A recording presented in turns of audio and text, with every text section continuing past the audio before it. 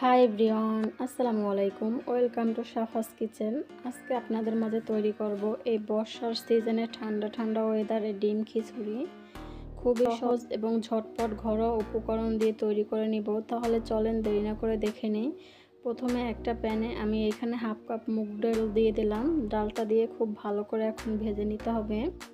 দেখেন খুব সুন্দর করে কিন্তু ভেজে নেওয়া হয়ে গেছে। এখন আমি ভিজে এক সাইড করে রেখে দেব ডালটাকে, যাতে ভিজে যায় খুব সুন্দর করে। তারপরে একটা প্যানে আমি 5টা ডিম নিয়েছি, এর ভিতর লবণ দিয়ে দেব। লবণটা দিলে কিন্তু ভালোভাবে সিদ্ধ করা যায় আর খসিটাও সুন্দর করে উঠানো যায়। তারপর একটা জালির ভিতর আমি এখানে 2 কাপ চাল নিয়েছি আর হাফ কাপ মসুর ডাল নিয়েছি, নিয়ে ভালো করে মিক্স করে এখন আমি ভালো করে ধুয়ে কষলে আধ ঘন্টা ভিজিয়ে রাখবো আমি। তাতে কিন্তু খিচুড়ি, বিরিয়ানি, পোলাও সবই ঝরঝর হয় যদি ভিজিয়ে রাখা যায়।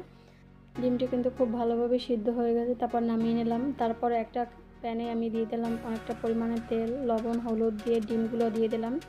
তারপরে কালারের জন্য অল্প একটু পরিমাণে মরিচের গুঁড়ো দিলাম। এটা দিলে কিন্তু কালারটা খুব সুন্দর আসে, সেই জন্য দেয়া। তারপর ভালো করে নাড়াচাড়া করে ভিতর আমি দিয়ে দিলাম আলু, 3-4টা আলু আমি ডুম করে কেটে নিয়েছি।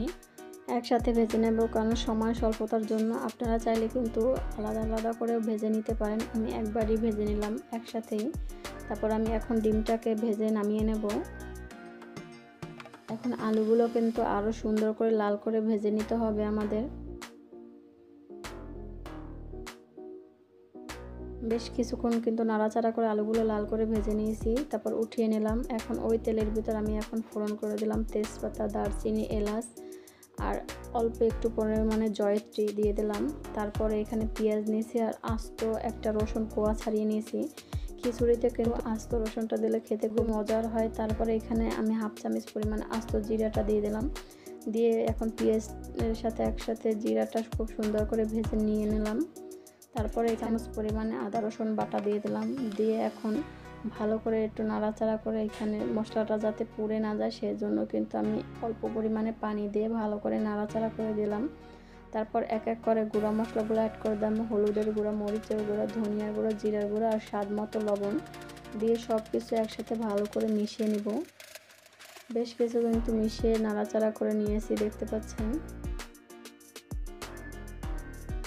খুব ভালো করে কিন্তু ভাজা হয়ে গেছে। তারপর এখন মশলাটা কষানোর জন্য এখানে আমি অল্প পরিমাণে পানি দিয়ে দেবো মশলাটা কষানোর জন্য। এখন ঢাকনাটা দিয়ে মশলাটা কষিয়ে নেব খুব ভালো করে। দেখেন বেশ কিছুক্ষণ পরে কিন্তু ঢাকনাটা উঠিয়ে নিলাম। তেলটাও কিন্তু উপরে উঠে এসেছে, বুঝতে হবে আমাদের মশলাটা কষানো হয়ে গেছে। এর ভিতর এখন ভেজে রাখা আলু আর ডিমগুলো দিয়ে দেব। দিয়ে ভালো করে এখন কষিয়ে নিব।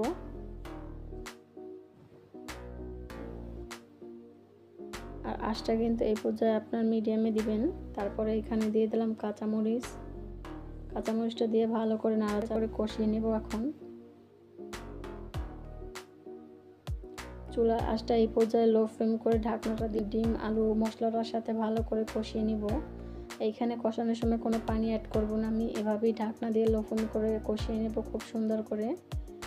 দেখতে পাচ্ছেন খুব সুন্দরভাবে কিন্তু কষিয়ে নিয়েছে আলু আর ডিমটা। এই পর্যায়ে আমি আর ডিমটাকে আলাদা করে নিব। আলাদা করে নেওয়া হয়ে গেছে, দেখতে পাচ্ছেন। এখন এই আলু আর মশলার ভিতরে এখন দিয়ে দিলাম আগে থেকে যে মুগ ডালটা ভিজিয়ে রেখেছি সেটা, তারপরে চাল আর ডালটা ভিজিয়ে ধুয়ে রেখেছিলাম সেগুলো দিয়ে ভালো করে এখন কষিয়ে নেব মশলার সাথে। আর এটা অনেকক্ষণ কষাতে হবে, যাতে যতক্ষণ না পানিটা শুষে নেয়, তারপর সনসন একটা যতক্ষণে না আওয়াজ হয় ততক্ষণ কিন্তু ভেজে নিতে হবে।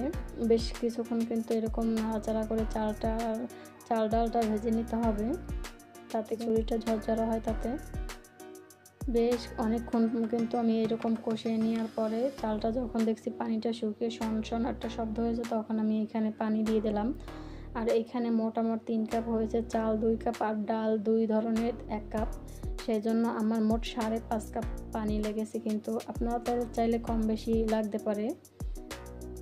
5.5 কাপ পানি দিয়ে আমি নাড়াচাড়া করে কিছুক্ষণ ঢেকে দিলাম। যখন বলক উঠে গেল ভালো করে নাড়াচাড়া করে আবার লো ফ্লেম করে 10 মিনিট আমি ঢাকনা দিয়ে রান্না করলাম। দেখেন 10 মিনিট পরে চলে আসলাম আর এখানে পানিটা কিন্তু সম্পূর্ণ শুকিয়ে গেছে। এখন খুব সুন্দরভাবে কিন্তু আলতো হাতে নাড়াচাড়া করে উল্টে পাল্টে নিব। তারপরে মাঝখানের অংশটা একটু ফাঁকা করে আগে থেকে যে কষিয়ে উঠিয়ে রেখেছিলাম ডিমগুলো সেগুলো দিয়ে পরে আবার খিচুড়ি দিয়ে ঢেকে দেব।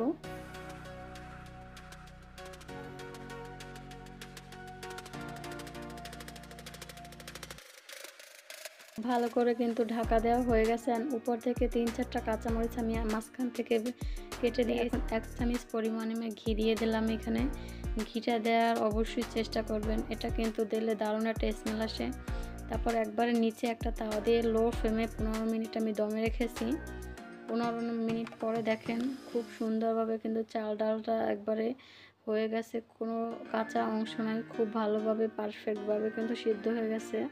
আর এখানে আমার যেহেতু ননস্টিকের প্যান সেজন্য আর তাওয়াটা দেওয়ার প্রয়োজন হয় না। আপনারা যদি অন্য হাঁড়িতে রান্না করেন সেক্ষেত্রে কিন্তু অবশ্যই নিচে একটা তাওয়া দিয়ে নেবেন, তাতে আর লেগে যাবে না। আবার ভালো করে মিক্স করে উপর থেকে ধনিয়া পাতাটা দিয়ে জাস্ট ঢেকে রেখেছি। যখন খাবো তখন নাড়াচাড়া করে কিন্তু এখন পরিবেশন করে নেব। দেখেন তৈরি হয়ে গেল কিন্তু আমাদের ঝটপট সহজ রেসিপিতে ডিম খিচুড়ি। ঘরোয়া উপায়ে কিন্তু এই বর্ষার দিনে কিন্তু আপনারা ঝটপট করে কিন্তু এই ডিম খিচুড়িটা তৈরি করে নিতে পারেন। খেতে কিন্তু মাংসের খিচুড়ির থেকে অনেক টেস্টি এবং মজার হয়। একবার হলে অবশ্যই তৈরি করে খাবেন। আশা রাখছি রেসিপিটা ভালো লাগবে। যদি ভালো লাগে তাহলে অবশ্যই লাইক, কমেন্ট, শেয়ার করবেন। দেখেন কতটা লোভনীয় দেখাচ্ছে খিচুড়িটা, যেমন লোভনীয় তেমন কিন্তু ঝরঝরা হয়েছে খিচুড়িটা। অবশ্যই সব সময় পোলাও, বিরিয়ানি কিংবা খিচুড়ি যেটাই রান্না করেন না কেন চালের পরিমাণ থেকে দ্বিগুণ পরিমাণে পানিটা অ্যাড করবেন, আর পানিটা সব সময় মেপে দেবেন, তাহলে কিন্তু খুব সুন্দর ঝরঝরা হবে। দেখেন কতটা ঝরঝরা হয়েছে। আশা করছি ভালো লাগবে। যদি ভালো লাগে তাহলে অবশ্যই সাফাস কিচেন চ্যানেলটা সাবস্ক্রাইব করার অনুরোধ রইল। ধন্যবাদ। সবাই ভালো এবং সুস্থ থাকবেন। আল্লাহ হাফেজ।